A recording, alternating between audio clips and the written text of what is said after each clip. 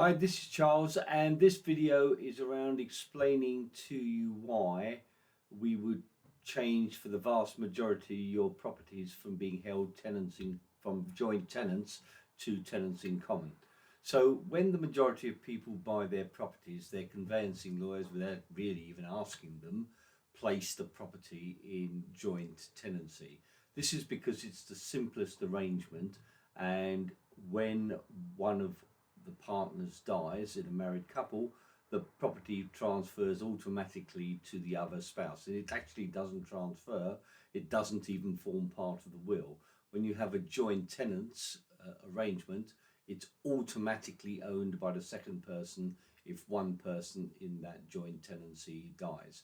And therefore, because it's the simplest arrangement, this is what's done. And for most people whose asset bases are below £1 million, there's no issues with that, because effectively there would be no inheritance tax issues. But for the vast majority of our clients, we are looking at setting up their properties in tenants in common because they have the high value main residences, and also there is a significant inheritance tax problem.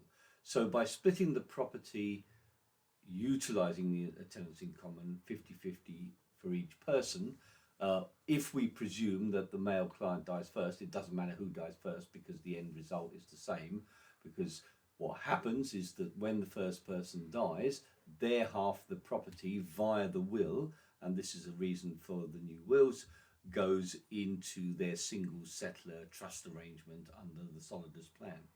Now the benefit of that is that the value of the property grows over time. So let's say 325,000 goes into the trust at that point, no tax to pay immediately because it utilises the nil rate band allowance, and then therefore that value now grows in that single settler trust over time.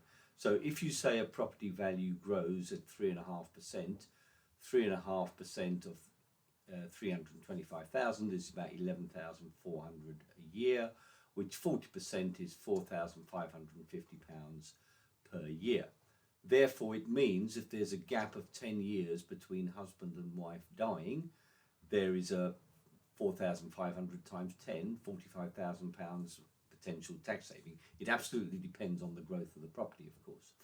Secondly, and this is relatively unusual, and most conveyancing, most solicitors, the probate solicitors, don't even know this rule exists, but when the second person dies, the value of the property is now owned by two separate legal entities. One is the ex-deceased partner's or spouse's trust, and the other half is owned by the surviving spouse.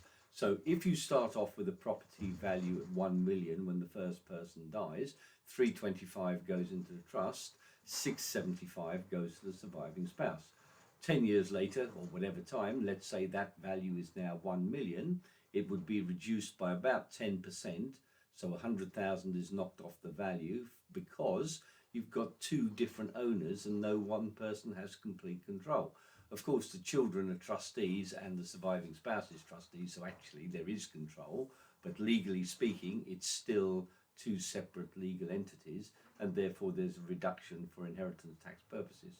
So 40% of 100,000 is 40,000. So potentially you could be talking £80,000 and above of inheritance tax savings purely because you set this plan up. Now, even within 1 year of husband and wife dying, the cost, the inheritance tax savings, is significantly more than the cost of setting up this plan. And most clients can see that that makes absolute sense, because the main purpose of the plan is obviously saving assets, all your assets for your children, because we have no idea when someone's going to die. But the benefits here of utilising your main residence and tenants in common and utilising those particular tax issues will save significant amounts of inheritance tax over time, and therefore just by itself this planning is well worth doing. Okay, thanks and goodbye for now.